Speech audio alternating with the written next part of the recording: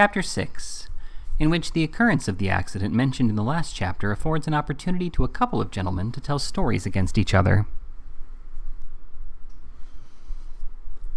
"Whoa-ho!" cried the guard, on his legs in a minute and running to the leaders' heads. Is there any gentleman there as can lend a hand here? Keep quiet, dang ya! Whoa-ho!" "What's the matter?" demanded Nicholas, looking sleepily up. "Matter, mun. Matter enough for one night," replied the guard.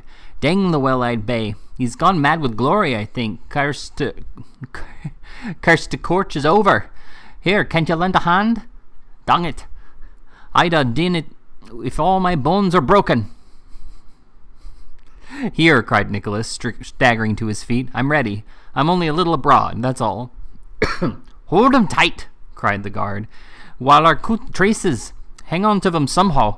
Well done, my lad. That's it. Let 'em go now. Dang 'em. Dang 'em, they'll gang home fast enough." In truth, the animals were no sooner released than they trotted back, with much deliberation, to the stable they had just left, which was distant not a mile behind. "Can you blow a horn?" asked the guard, disengaging one of the coach lamps. "I dare say I can," replied Nicholas. "Then just blow away into that'n as lies on the ground, fit to waken the dead, will he?" said the man. "While I stop some of this here squealing inside. Come in. Don't make that noise, woman." As the man spoke, he proceeded to wrench open the uppermost door of the coach, while Nicholas, seizing the horn, awoke the echoes far and wide with one of the most extraordinary performances on that instrument ever heard by mortal ears. It had its effect, however, not only in rousing such of their fall, but in summoning assistance to their relief, for lights gleamed in the distance, and people were already astir. In fact, a man on horseback galloped down before the passengers were well collected together, and a careful investigation being instituted, it appeared that the lady inside had broken her lamp, and the gentleman his head, that the two front outsides had escaped with black eyes, the box with a bloody nose, the coachman with a contusion on his temple, Mr. Squeers with a portmanteau bruise on his back, and the remaining passengers without any injury at all, thanks to the softness of the snowdrift in which they had been overturned. These facts were no sooner thoroughly ascertained than the lady gave several indications of fainting, but being forewarned that if she did she must be carried on some gentleman's shoulders to the nearest public-house, she prudently thought better of it and walked back with the rest. They found on reaching it that it was a lonely place, with no very great accommodation in the way of apartments, that portion of its resources being all comprised in one public room with a sanded floor and a chair or two. However, a large faggot and a plentiful supply of coals being heaped upon the fire, the appearance of things was not long in mending, and by the time they had washed off all effaceable marks of the late accident, the room was warm and light, which was a most agreeable exchange for the cold and darkness out of doors. "Well, Mr. Nickleby," said Squeers, insinuating himself into the warmest corner, "you did very right to catch hold of them horses. I should have done it myself if I had come to in time, but I'm very glad you did it. You did it very well, very well." "So well," said the merry-faced gentleman, who did not seem to approve very much of the patronizing tone adopted by Squeers, "that if they had not been firmly checked when they were, you would most probably have had no brains left to teach with." This remark called up a discourse relative to the promptitude Nicholas had displayed, and he was overwhelmed with compliments and commendations. "I am very glad to have escaped, of course," observed Squeers. "Every man is glad when he escapes from danger. But if any one of my charges had been hurt, if I had been prevented from restoring any one of these little boys to his parents whole and sound as I received him, what would have been my feelings? Why, the wheel atop my head would have been far preferable to it." "Are they all brothers, sir?" inquired the lady who had carried the davy or safety lamp. "In one sense they are, ma'am," replied Squeers, diving into his greatcoat pocket for cards. "They are all under the same parental and affectionate treatment. Mrs. Squeers and myself are a mother and father to every one of 'em. Mr. Nickleby, hand the lady them cards, and offer these to the gentlemen. Perhaps they might know of some parents that would be glad to avail themselves of the establishment." Expressing himself to this effect, Mr. Squeers, who lost no opportunity of advertising gratuitously, placed his hands upon his knees and looked at the pupils with as much benignity as he could possibly affect, while Nicholas, blushing with shame, handed round the cards as directed. "I hope you suffer no inconvenience from the overturn, ma'am," said the merry-faced gentleman, addressing the fastidious lady as though he were charitably desirous to change the subject. "No bodily inconvenience," replied the lady. "No mental inconvenience, I hope." "The subject is a very painful one to my feelings, sir," replied the lady with strong emotion, "and I beg you as a gentleman not to refer to it." "Dear me," said the merry-faced gentleman, looking merrier still, "I merely intended to inquire—" I hope no inquiries will be made, said the lady, or I shall be compelled to throw myself on the protection of the other gentleman. Landlord, pray direct a boy to keep watch outside the door, and if a green chariot passes in the direction of Grantham, so to stop it instantly. The people of the house were evidently overcome by this request, and when the lady charged the boy to remember, as a means of identifying the expected green chariot, that it would have a coachman with a gold-laced hat on the box and a footman, most probably in silk stockings, behind, the attentions of the good woman of the inn were redoubled. Even the box passenger caught the infection, and growing wonderfully deferential, immediately inquired whether there was not very good society in that neighborhood, to which the lady replied, yes, there was, in a manner which sufficiently implied that she moved at the very tip-top and summit of it all. As the guard has gone on horseback to Grantham to get another coach, said the good-tempered gentleman when they had all been sitting round the fire for some time in silence, and as he must be gone a couple of hours at the very least, I propose a bowl of hot punch. What say you, sir? This question was addressed to the broken-headed inside, who was a man of very genteel appearance, dressed in mourning. He was not past the middle age, but his hair was grey. It seemed to have been prematurely turned by care or sorrow. He readily acceded to the proposal, and appeared to be prepossessed by the frank good nature of the individual from whom it emanated. This latter personage took upon himself the office of tapster when the punch was ready, and after dispensing it all around, led the conversation to the antiquities of York, with which both he and the grey-haired gentleman appeared to be well acquainted. When this topic flagged, he turned with a smile to the grey-headed gentleman, and asked if he could sing. I cannot, indeed, replied the gentleman, smiling in his turn. That's a pity, said the owner of the good-humoured countenance. Is there nobody here who can sing a song to lighten the time? The passengers, one and all, protested that they could not, that they wished they could, that they couldn't remember the words of anything without the book, and so forth. Perhaps the lady would not object, said the president with great respect and a merry twinkle in his eye. Some little Italian thing out of the last opera brought about in town would be most acceptable, I'm sure. As the lady condescended to make no reply, but tossed her head contemptuously and murmured some further expression of surprise regarding the absence of the green chariot, one or two voices urged upon the president himself the propriety of making an attempt for the general benefit. I would if I could, said he of the good-tempered face, for I hold that in this, as in all other cases where people who are strangers to each other are thrown unexpectedly together, they should endeavor to render themselves as pleasant for the joint sake of the little community as possible. I wish the maxim were more generally acted on in all cases, said the grey-headed gentleman. I'm glad to hear it, returned the other. Perhaps, as you can't sing, you'll tell us a story? Nay, I should ask you. After you I will, with pleasure. Indeed, said the grey-haired gentleman, smiling. Well, let it be so. I fear the turn of my thoughts is not calculated to lighten the time you must pass here, but you have brought this upon yourselves, and shall judge. We were speaking of York Minster just now. My story shall have some reference to it. Let us call it The 5 Sisters of York. After a murmur of approbation from the other passengers, during which the fastidious lady drank a glass of punch unobserved, the grey-headed gentleman thus went on. A great many years ago, for the 15th century was scarce 2 years old at the time, and King Henry IV sat upon the throne of England, there dwelt in the ancient city of York 5 maiden sisters, the subjects of my tale. These 5 sisters were all of surpassing beauty. The eldest was in her 23rd year, the second a year younger, the third a year younger than the second, and the fourth a year younger than the third. They were tall, stately figures, with dark flashing eyes and hair of jet.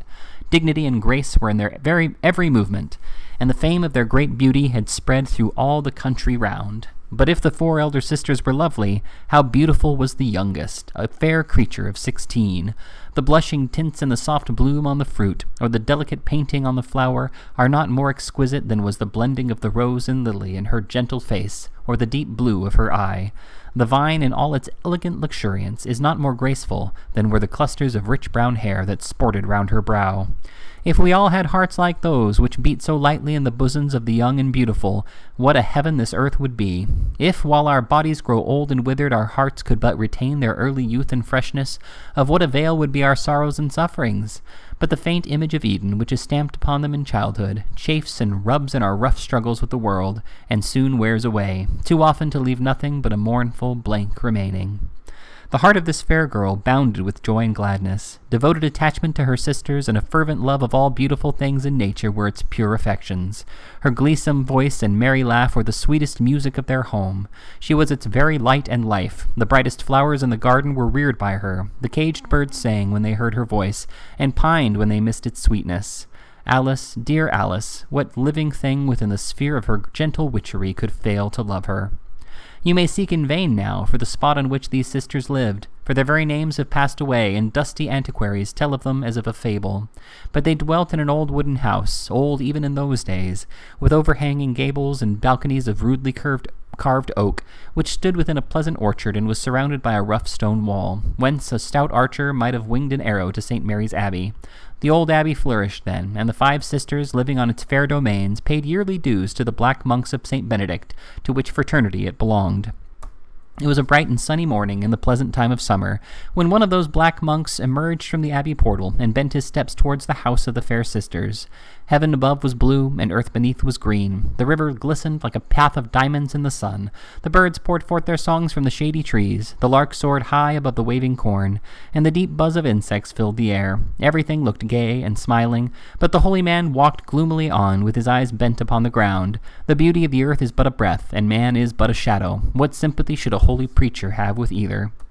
With eyes bent upon the ground, then, or only raised enough to prevent his stumbling over such obstacles as lay in his way, the religious man moved slowly forward until he reached a small postern in the wall of the sisters' orchard, through which he passed, closing it behind him. The noise of soft voices and conversation, and of merry laughter, fell upon his ears ere he had advanced many paces, and raising his eyes higher than was his humble wont, he descried at no great distance the 5 sisters seated on the grass, with Alice in the centre, all busy plying their customary task of embroidering. "Save you, fair daughters," said the friar, and fair in truth they were. Even a monk might have loved them as choice masterpieces of his Maker's hand. The sisters saluted the holy man with becoming reverence, and the eldest motioned him to a mossy seat beside him. But the good friar shook his head and bumped himself down on a very hard stone, at which no doubt approving angels were gratified. "Ye were merry, daughters," said the monk. "You know how light of heart sweet Alice is," replied the eldest daughter, passing her fingers through the tresses of the smiling girl.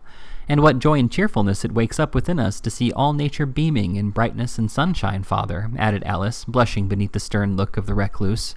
The monk answered not, save by a grave inclination of the head, and the sisters pursued their task in silence. "Still wasting the precious hours," said the monk at length, turning to the eldest sister as he spoke, "still wasting the precious hours on this vain trifling. Alas, alas, that the few bubbles on the surface of eternity, all that heaven wills we should see of that dark deep stream, should be so lightly scattered." "Father," urged the maiden, pausing as did each of the others in her busy task, "we have prayed at matins, our daily alms have been distributed at the gate, the sick peasants have been tended, all our morning tasks have been performed. I hope our occupation is a blameless one." "See here," said the friar, taking the frame for her hand, "an intricate winding of gaudy colors without purpose or object, unless it be that one day it is destined for some vain ornament, to minister to the pride of your frail and giddy sex. Day after day has been employed upon this senseless task, and yet it is not half accomplished. The shade of each departed day falls upon our graves, and the worm exults as he beholds it, to know that we are hastening thither. Daughters, is there no better way to pass the fleeting hours?" The 4 elder sisters cast down their eyes, as if abashed by the holy man's reproof, but Alice raised hers and bent them mildly on the friar. "Our dear mother," said the maiden, "heaven rest her soul." "Amen," cried the friar in a deep voice. "Our dear mother," faltered the fair Alice, "was living when these long tasks began, and bade us, when she should be no more, ply them in all discretion and cheerfulness, in our leisure hours. She said that if in harmless mirth and maidenly pursuits we passed these hours together, they would prove the happiest and most peaceful of our lives, and that if in later times we went forth into the world, and mingled with its cares and trials, if allured by its temptations and dazzled by its glitter we ever forgot that love and duty which should bind in holy ties the children of one loved parent, a glance at the old work of our common girlhood would awaken good thoughts of bygone days, and soften our hearts to affection and love." "Alice speaks truly, father," said the elder sister somewhat proudly, and so saying she resumed her work, as did the others. It was a kind of sampler of large size that each sister had before her. The device was of a complex and intricate description, and the pattern and colors of all 5 were the same. The sisters bent gracefully over their work. The monk, resting his chin upon his hands, looked from one to the other in silence. How much better, he said at length, to shun all such thoughts and chances, and in the peaceful shelter of the church devote your lives to heaven.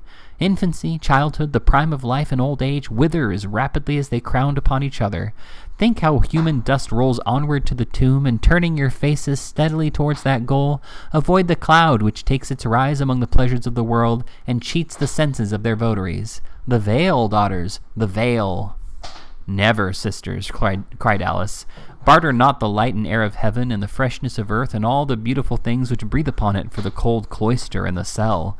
Nature's own blessings are the proper goods of life, and we may share them sinlessly together. To die is our heavy portion, but oh, let us die with life about us. When our cold hearts cease to beat, let warm hearts be beating near. Let our last look be upon the bounds which God has set to his own bright skies, and not on stone walls and bars of iron. Dear sisters, let us live and die, if you list, in this green garden's compass. Only shun the gloom and sadness of a cloister, and we shall be happy. The tears fell fast from the maiden's eyes as she closed her impassioned appeal and hid her face in the bosom of her sister. "Take comfort, Alice," said the eldest, kissing her fair forehead. "The veil shall never cast its shadow on thy young brow. How say you, sisters? For yourselves you speak, and not for Alice or for me." The sisters, as with one accord, cried that their lot was cast together, and that there were dwellings for peace and virtue beyond the convent's walls.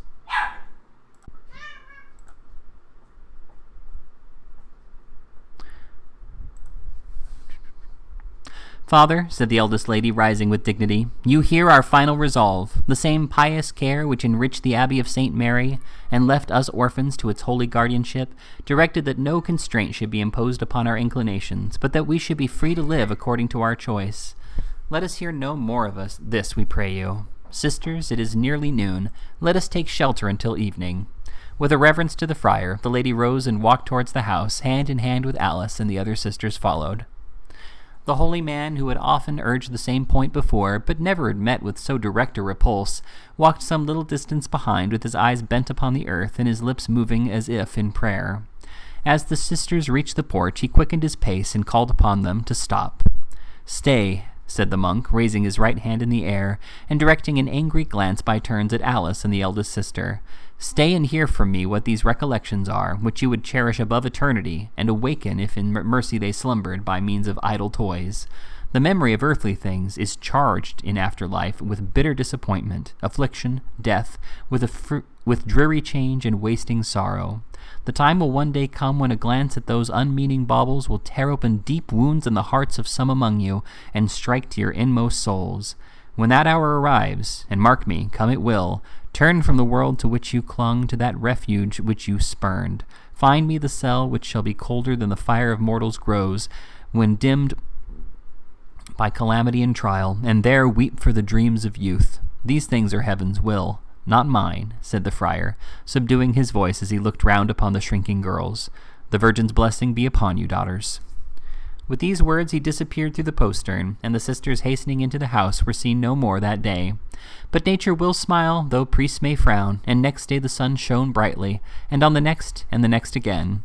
And in the morning's glare and the evening's soft repose, the five sisters still walked or worked or beguiled the time by cheerful conversation in their quiet orchard. Time passed away as a tale that is told, faster indeed than many tales that are told, of which number I fear this may be one. The house of the five sisters stood where it did, and the same trees cast their pleasant shade upon the orchard grass.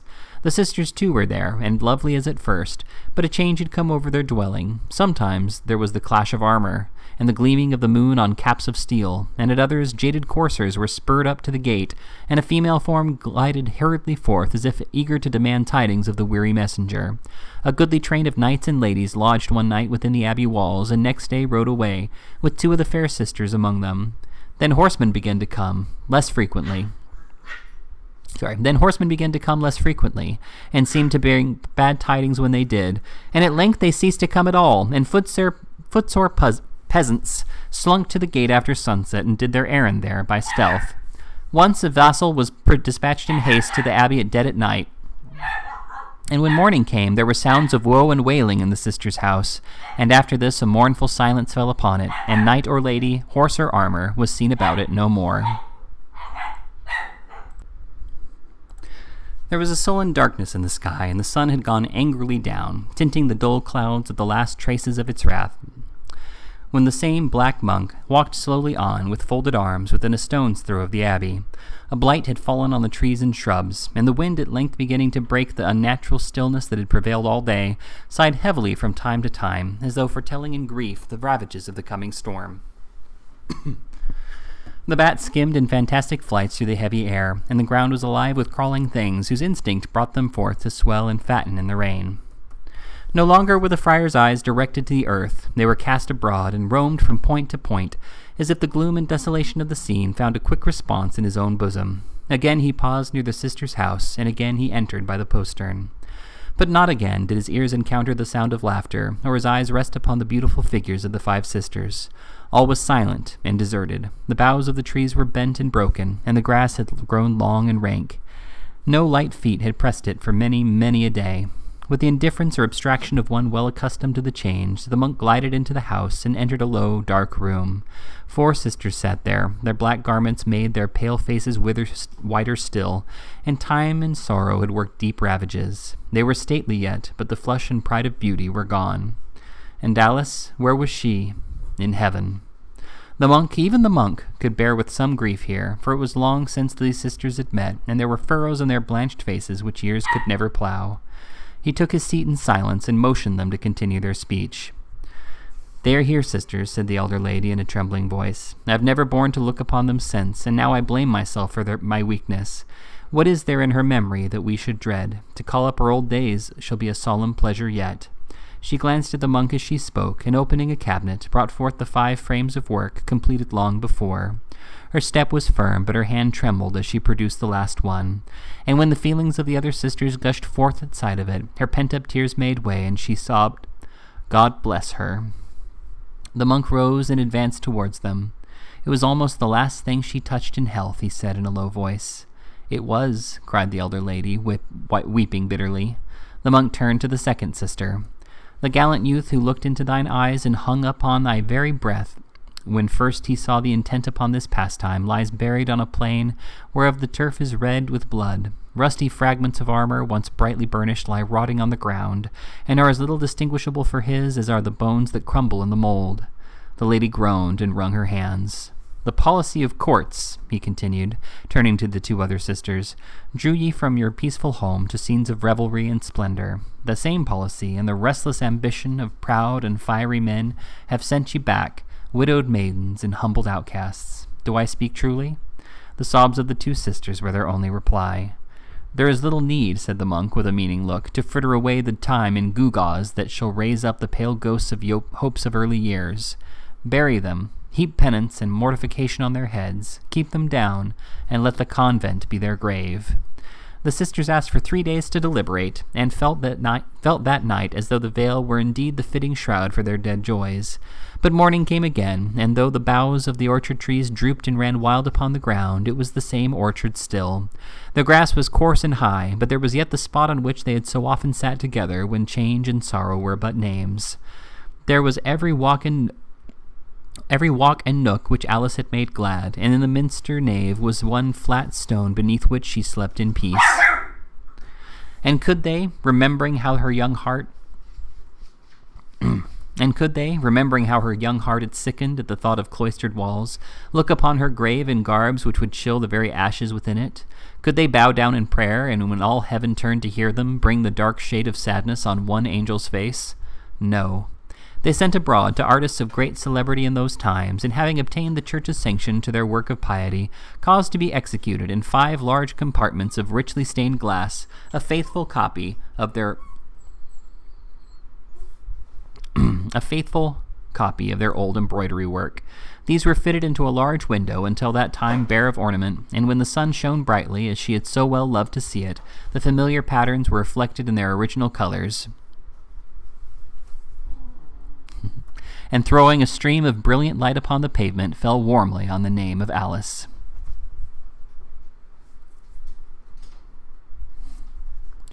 For many hours and every day, the sisters paced slowly up and down the nave, or knelt by the side of the flat, broad stone. Only 3 were seen in the customary place after many years, then but 2, and for a long time afterwards, but one solitary female, bent with age. At length she came no more, and the stone bore 5 plain Christian names. The stone has worn away and been replaced by others, and many generations have come and gone since then. Time has softened down the colors, but the same stream of light still falls upon the forgotten tomb, of which no trace remains, and to this day the stranger is shown in York Cathedral, an old window called the 5 Sisters. "That's a melancholy tale," said the merry-faced gentleman, emptying his glass.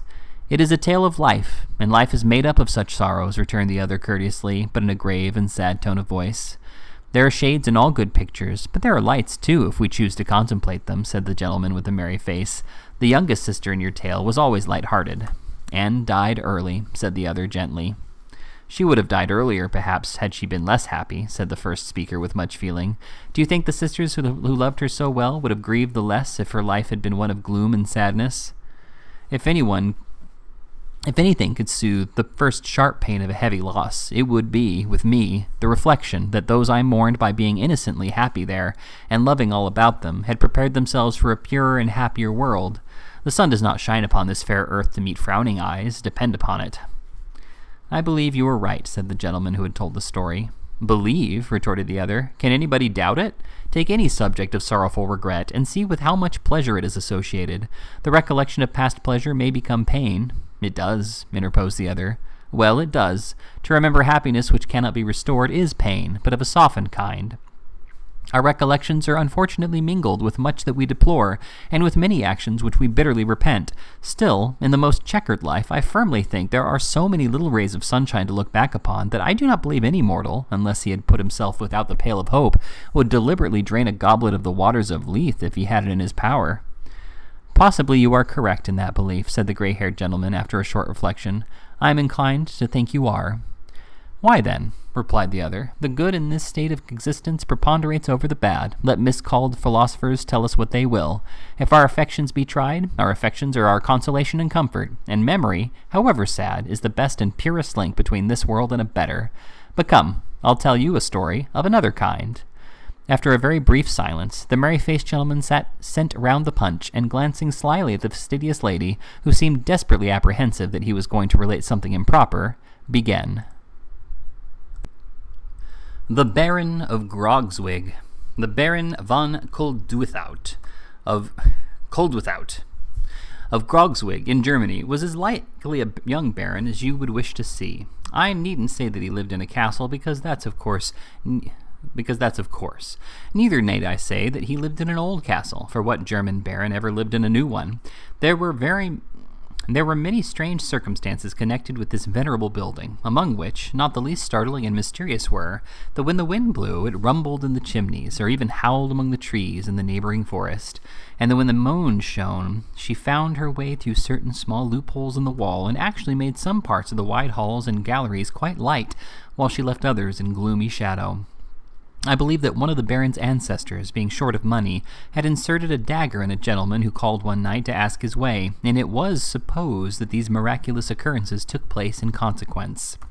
And yet I hardly know how that could have been, either because the baron's ancestor, who was an amiable man, felt very sorry afterwards for having been so rash, and laying violent hands upon a quantity of stone and timber which belonged to a weaker baron, built a chapel as an apology, and so took a receipt from heaven and full of all demands. Talking of the baron's ancestor puts me in mind of the baron's great claims to respect on the score of his pedigree. I am afraid to say I am sure how many ancestors the baron had, but I know that he had a great many more than any other man of his time, and I only wish that he had lived in these latter days, that he might have had more. It is a very hard thing upon the great men of past centuries that they should have come into the world so soon, because a man who was born 300 or 400 years ago cannot reasonably be expected to have had as many relations before him as a man who was born now. The last man, whoever he is, he may be a cobbler or some low vulgar dog for aught we know, will have a longer pedigree than the greatest nobleman now alive, and I contend that that is not fair. Well, but the Baron von Koldwithout of Grogzwig, he was a fine swarthy fellow, with dark hair and large mustachios, who rode a-hunting in clothes of Lincoln green, with russet boots on his feet, and a bugle slung over his shoulder like the guard of a long stage. When he blew this bugle, 24 other gentlemen of inferior rank in Lincoln green, a little coarser, and russet boots with a little thicker soles, turned out directly, and away galloped the whole train, with spears in their hands like lacquered area railings, to hunt down the boars or perhaps encounter a bear, in which latter case the Baron killed him first, and greased his whiskers with them afterwards. This was a merry life for the Baron of Grogzwig, and a merrier still for the Baron's retainers, who drank Rhine wine every night till they fell under the table, and then had the bottles on the floor and called for pipes. Never were such jolly, roistering, rollicking, merry-making blades as the jovial crew of Grogzwig. But the pleasures of the table, or the pleasures of under the table, require a little variety, especially when the same 25 people sit daily down to the same board to discuss the same subjects and tell the same stories. The Baron grew weary and wanted excitement. He took to quarrelling with his gentlemen, and tried kicking 2 or 3 of them every day after dinner. This was a pleasant change at first, but it became monotonous after a week or so, and the Baron fell quite out of sorts, and cast about in despair for some new amusement. One night, after a day's sport in which he had outdone Nimrod or Gillingwater and slaughtered another fine bear and brought him home in triumph, the Baron von Koldwithout sat moodily at the end of his table, eyeing the smoky roof of the hall with a discontented aspect. He swallowed huge bumpers of wine, but the more he swallowed, the more he frowned. The gentleman who had been honored with the dangerous distinction of sitting on his right and left imitated him to a miracle in the drinking, and frowned at each other. "I will," cried the Baron suddenly, smiting the table with his right hand and twirling his mustache with his left, "fill to the lady of Grogzwig." The 24 Lincoln greens turned pale, with the exception of their 24 noses, which were unchangeable. "I said to the lady of Grogzwig," repeated the Baron, looking round the board. "To the lady of Grogzwig," shouted the Lincoln greens, and down their 24 throats went 24 imperial pints of such rare old hock that they smacked their 48 lips and winked again. "The fair daughter of the Baron von Swillenhausen," said Koldwithout, condescending to explain.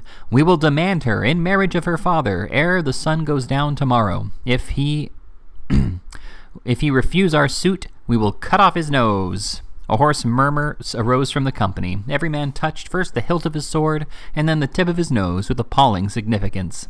What a pleasant thing filial piety is to contemplate! If the daughter of the Baron von Swillenhausen had pleaded a preoccupied heart, or fallen at her father's feet and corned them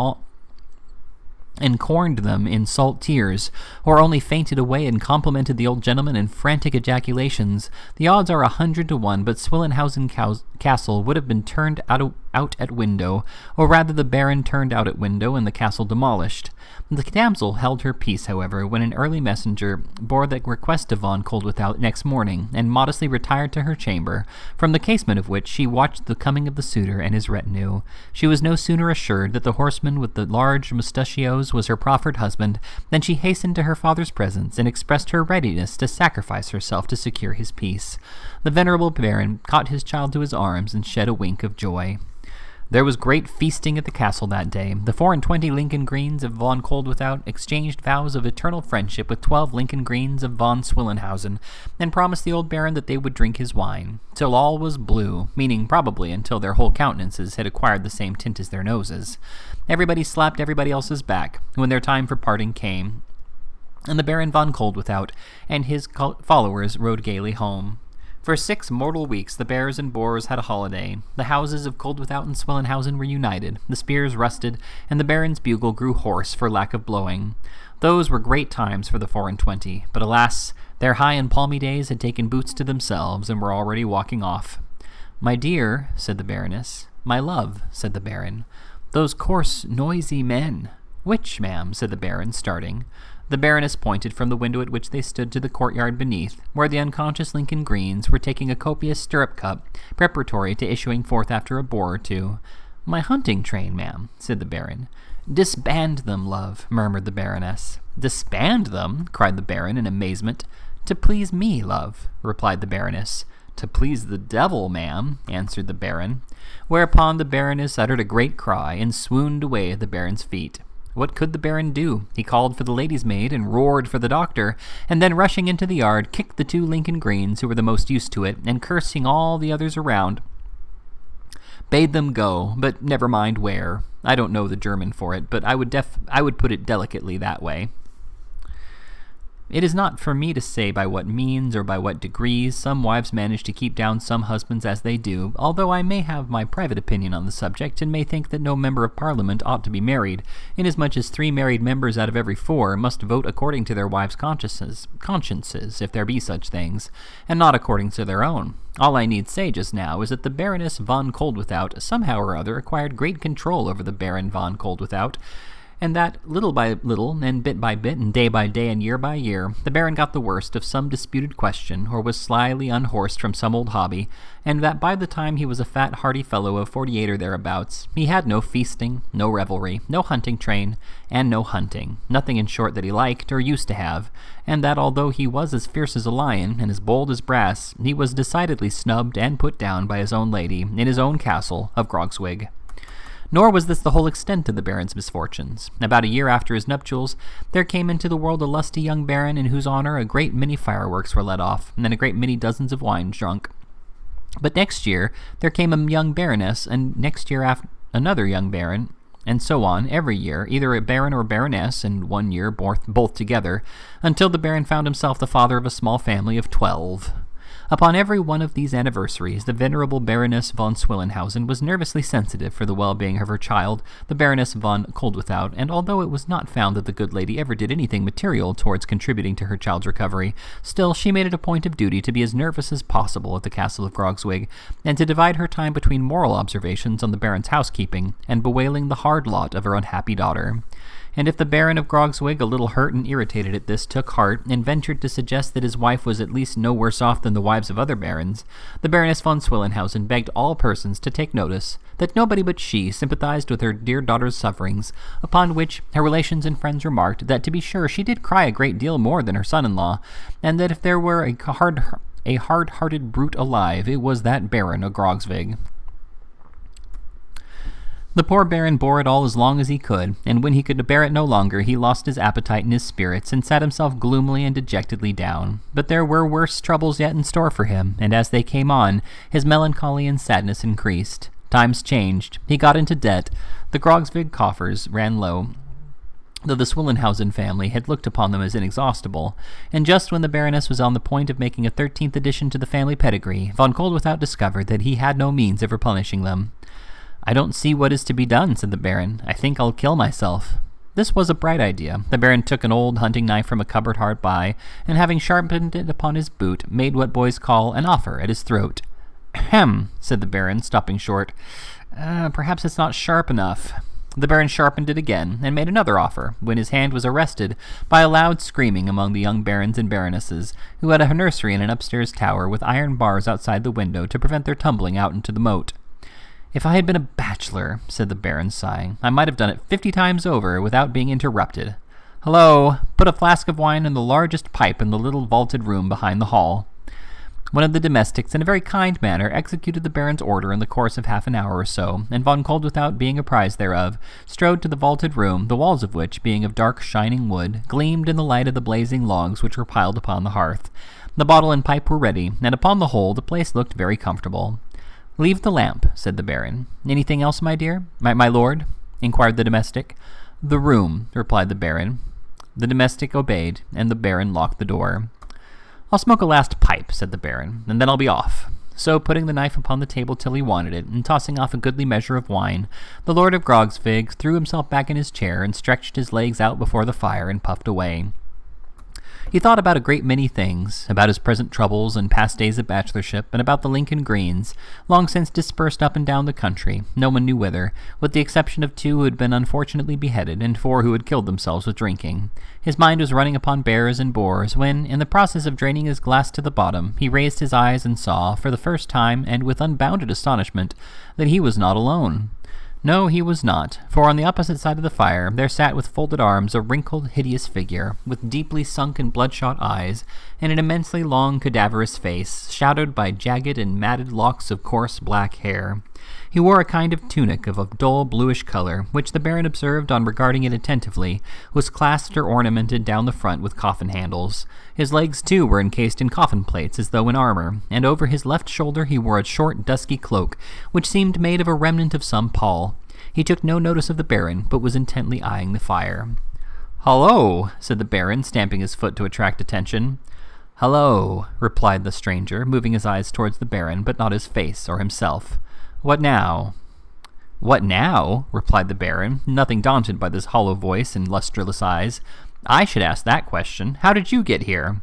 "Through the door," replied the figure. "What are you?" says the Baron. "A man," replied the figure. "I don't believe it," says the Baron. "Disbelieve it, then," says the figure. "I will," rejoined the Baron. The figure looked at the bold Baron of Grogzvig for some time, and then said familiarly, "There's no covering over you, I see. I'm not a man." "What are you, then?" asked the Baron. "A genius," replied the figure.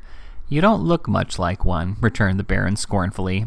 "I am the genius of despair and suicide," said the apparition. "Now you know me." With those words, the apparition turned towards the Baron as if composing himself for a talk, and what was very remarkable was that he threw his cloak aside, and displaying a stake which was run through the center of his body, pulled it out with a jerk and laid it on the table, as composedly as if it had been a walking stick. "Now," said the figure, glancing at the hunting knife, "are you ready for me?" "Not quite," rejoined the Baron. "I must finish this pipe first."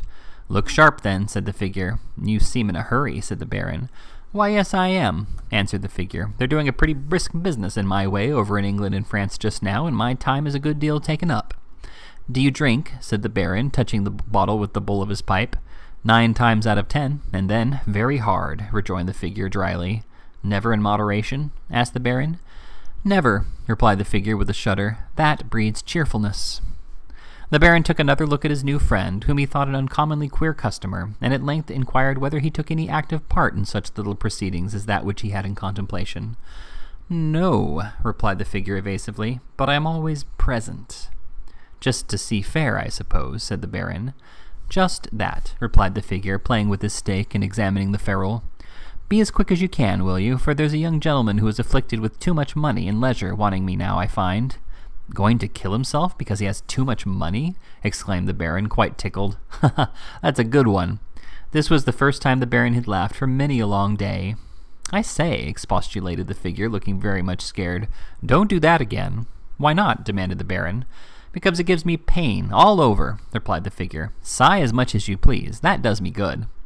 The Baron sighed mechanically at the mention of the word. The figure, brightening up again, handed him the hunting knife with most winning politeness. "It's not a bad idea, though," said the Baron, feeling the edge of the weapon. "A man killing himself because he has too much money." "Pooh," said the apparition petulantly.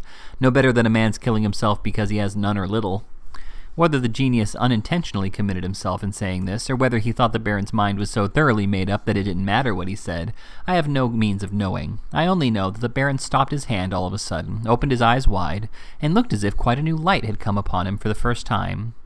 "Why, certainly," said Von Koldwithout. "Nothing is too bad to be retrieved." "Except empty coffers," cried the genius. "Well, but they may one day be full again," said the Baron. "Scolding wives," snarled the genius. "Oh, they may be made quiet," said the Baron. 13 children," shouted the genius. "Can't all go wrong, surely," said the Baron. The genius was evidently growing very savage with the Baron for holding these opinions all at once, but he tried to... The genius was evidently growing very savage with the Baron for holding these opinions all at once, but he tried to laugh it off and said if he would let him know when he had left it off joking, should feel obliged to him. "But I am not joking. I was never farther from it," remonstrated the Baron. "Well, I'm glad to hear that," said the genius, looking very grim, "because a joke, without any figure of speech, is the death of me. Come, quit this dreary world at once." "I don't know," said the Baron, playing with his knife. "It's a dreary one, certainly, but I don't think yours is much better, for you have not the appearance of being particularly comfortable. That puts me in mind. What security have I that I shall be any the better for going out of the world after all?" he cried, starting up. "I never thought of that." "Dispatch," cried the figure, gnashing his teeth. "Keep off," said the Baron. "I'll brood over miseries no longer, but put a good face on the matter and try the fresh air and the bears again. And if that don't do, I'll talk to the Baroness soundly and cut the von Swillenhausens dead." With this, the Baron fell into his chair and laughed so loud and boisterously that the room rang with it. The figure fell back a pace or two, regarding the Baron meanwhile with a look of intense terror, and when he had ceased, caught up the stake, plunged it violently into its body, and uttered a frightful howl, and disappeared. Von Koldwithout never saw it again. Having once made up his mind to action, he soon brought the Baroness and the von Swillenhausens to reason, and died many years afterwards, not a rich man that I'm aware of, but certainly a happy one, leaving behind him a numerous family who had been carefully educated in bear and boar hunting under his own personal eye.